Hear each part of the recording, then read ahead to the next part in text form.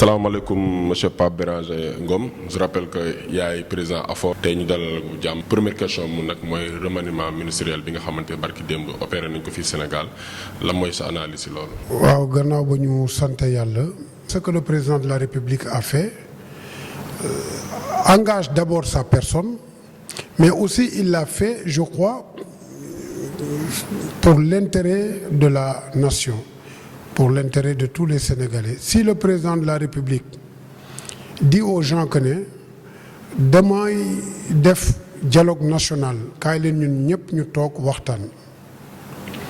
waaw ñoom ñëpp buñ toogee waxtaan tirer ay conclusions pour le bien de la nation et puis ñi ko wuyu si woon ñi mu woowoon ñu wuyu si ko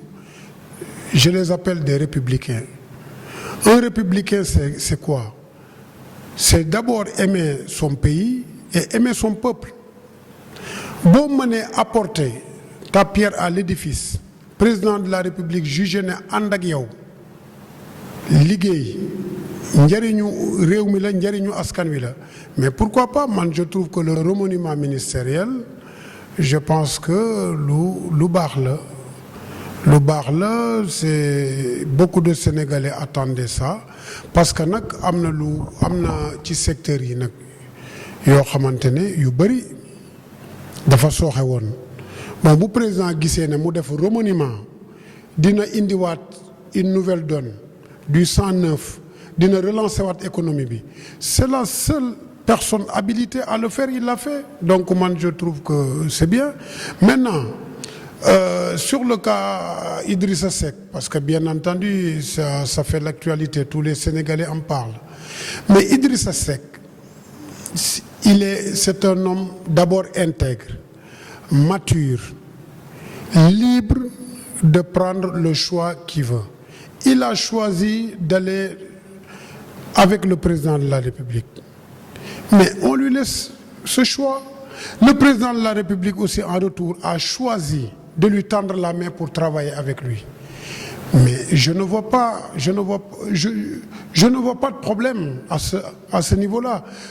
Par contre Idrissa Seck a dit quelque chose de très important il a dit que le président de la République lui a tendu la main pour ñu ànd liggéey ñoom ñaar pour suqali koom-koomu réew mi pour jàppale askan wi je dois dire que ne tey defe naa ne képp kuy acteur politique li mu bëggoon tey mooy nekk dans de très bonnes positions pour mën a servir dëkkam on lui a mis dans une bonne position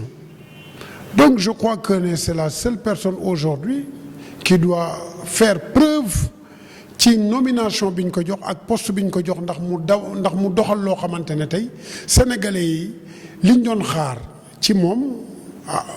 mu réussir ko mooy liñ ko dénk mu réussir ko maintenant quand tu me parles nag de son parti lu tax yëguñu ko lu tax yëg nañ ko ça c'est un autre débat mais man ci li nga ma laaj mooy Idrissa Seck choix bi mu def ànd ak président de la République moom c'est son choix personnel et tout un chacun est libre de faire ses choix defe naa ne puis mooy 7e ministre du tourisme bu mu changé ma ne woon président on ne peut pas aujourd'hui entamer liggéey ñu dem ba ci biir ka ko entamer nga dindi ko ñu recommencer à zéro le ministre Alioune Sarr c'est une personne boo xamante ne wax dëgg yàlla par sa gestion inclusive fi ñu ko teg defe naa ne mate na place boobu te il ne méritait pas que le président de la République génne ko foofu donc mu renouveler sa confiance tegaat ko ci boppu ministère boobu ñun acteurs du tourisme ñun ñëpp a ci kontaan. mbootaay bi may jiite muy association AFOR mooy l'association des professionnels de l'hôtellerie et de la restauration du Sénégal on est tous derrière Alioune Sarr et on est content. beneen question bi mooy gis nañ combat yi nga yàgg mëne pour l'intérêt des acteurs de ce secteur est-ce que jusqu'à présent vous avez obtenu gain de cause wala ba léegi recommandation yi ngeen doon bëggoon ci côté salaire yi côté conditions de vie des acteurs est-ce que am na ay amélioration? Pour la question, c'est une question très pertinente. Bon, amélioration am na bien entendu xam nga combat yu ñu doon mën a yëpp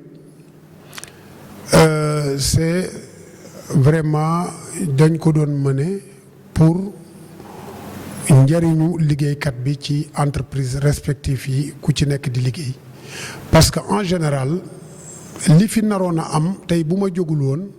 ak samay naataango monter au créneau def benn cri de cœur dañuy sacrifier liggéeykat yi te ba léegi am na patron yoo xam ne ñu ngi koy jéem a def. Je parlerai juste d'un cas qui est très bref. Hier même j'étais au Lagon 1 dañ ma invité woon foofu ñu doon def foofu benn assemblée générale parce que Lagon ñëpp xam nañu clients yi fay dugg ñëpp xam nañ ne restaurant bu dox la ñëpp xam nañ ne ku ñëw Ndakaaru demoo Lagon sax defe naa demoo fenn defuma seen publicité mais ña fay liggéeyee nekk ay acteurs yàgg fa sonn fa lu ne ñu def ko fa mettre patron yooyu à l'aise mettre leen à l'abri de leurs besoins ay acteurs yoo xam ne ils ont laissé blanchir leurs cheveux au sein de ces entreprises-là de l'entreprise-là comment tey patron yooyu continuer naan leen on va vous payer à hauteur de 50%. Entre-temps hôtel yi nga xam ne ñëpp ñoom ñoo nekk autour ñu ngi leen di fay 100% ñenn ñi ñu ngi leen di fay 80%. Donc lan mooy loolu ay nit di liggéey boobu ba léegi nga ne leen da nga leen di proposer ay 50% tirer seen ay avantages yu ñu amoon yëpp donc ça c'est pas normal. Et je dois rappeler une chose au courant du Covid l'État a mis en place un fonds de résilience pour dimbale entreprises yi c'est-à-dire pour permettre aux entreprises de survivre et de maintenir les travailleurs dans leur poste jox ay entreprises yu bari xaalis am na ay entreprises yu bari yoo xamante ne tey avantage wu am nañ ay avantages sur l'aide de l'État qu'on a donné des 600 millions des 550 millions énormément d'entreprises qu'on connaît mais pourquoi en retour l'État n'a pas mis en place benn commission de suivi pour ñu ne leen xaalis boobu ñu leen lebal pour ngeen maintenir l'outil de travail et les employés lan ngeen ci def côté boobu nag l'État a failli à sa mission parce que l'État aurait dû mettre quand même une commission de suivi et d'alerte au cas où ces entreprises-là ne respectent pas l'aide de l'État parce que quand même il faut le respecter mooy maintenir l'outil de travail et les travailleurs mais am na entreprise yu bari par leur malhonnêteté ay patron boo leen laajee ndax est-ce que vous avez reçu l'aide de l'État ils te disent que non donc j'alerte l'État et je préconise que l'État fasse un communiqué dans ce sens-là mu afficher une transparence absolue à l'égard des acteurs qui travaillent dans le secteur du tourisme pour identifier les établissements qu'on a remis de l'argent ñu affiché ko dans le journal officiel ñëpp xam ko parce que jusqu'à présent am na entreprise yu bari boo demee laaj leen ndax état dimbale dañ naan dimbale ñu fekk état dimbale na leen man lu tax ma mën ci wax je suis membre du conseil national du tourisme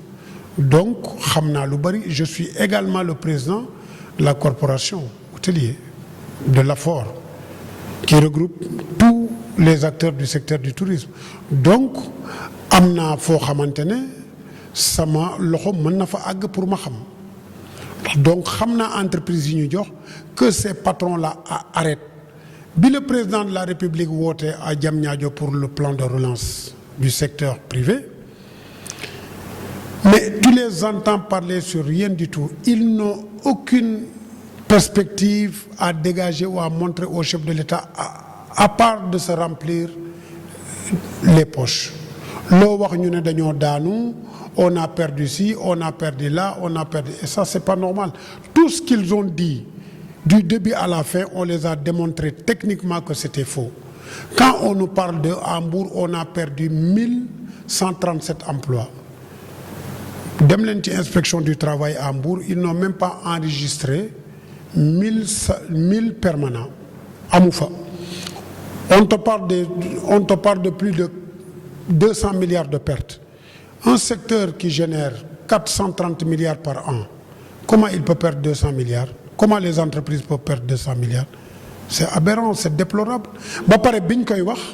au moment où eux ils disaient ça, on n'avait même pas atteint les 6 mois. Et je dois rappeler que il nous manquait un trimestre pour boucler l'année. Donc comment on peut perdre tout cet argent-là? Donc une manipulation des chiffres. Non, il y avait carrément non, il y avait une grande manipulation des chiffres. C'est-à-dire ça, c'était pour mettre une pression à l'État pour que l'État rééjecte de l'argent dans le secteur privé. Comme ça, quelques patrons, lobby patronat bi, jëlaat ko dugal seen poche. Comme je le dis, c'est pas tous les patrons. C'est un lobby de patronat qui est là depuis Mathusalem. Du ñu jël retraite, du ñu bàyyi. Et je dois dire que même ci gouvernement ministre day changé, président day changé, député day changé, ñi ñun ay nomination day changé, mais ay nit ñoo xam ne ñu ngi fi depuis Mathusalem, ils font le pluie et le beau temps. Loo wax ñu ngi fi boo waxee ñuy jooy, c'est-à-dire ces gens-là, ils ne peuvent amener le secteur du tourisme nulle part. Bon, sama dernière mot mënuma tàggatoo te nuyuwuma santuma sama sœur sama xarit la ministre d'État madame Innocence Ntap Ndiaye mi nga xam ne moom la ñu nommé ci haut dialogue social bi, sur le haut dialogue, parce que quand même quand il y avait l'histoire des travailleurs du King Fahd, on est allé le voir. Vraiment, elle a pris le problème à bras le corps ak équipe am fexe ba waxtaan am ak patron ya nekk foofu ndax xeex bu yàgg la woon. Donc loolu aussi liggéey bu mucc ayib la, liggéey bu rafet la, parce que wone na ne institut bi ñu ko dénk mu war a saytu problème yi am ci entreprise yi, ba ñu demee wax ko problème boobu wax dëgg yàlla jóg na ci taxawaay bu rafet. Mooy suma sœur aussi di suma xarit. Donc ça quand même, je devais quand même le dire avant may boucler émission bi. Donc di terminer foofu nag di sant ñëpp, di gërëm ñëpp, di rafetlu aussi seet si bi ngeen ma seet si waat, di leen ñaanal aussi seen site bi yàlla na bokk ci site yi nga xam ne moom la ñu gën a ràññee ci réew mi et ci ku gën a suivre. Leen sant leen gërëm jërëjëf.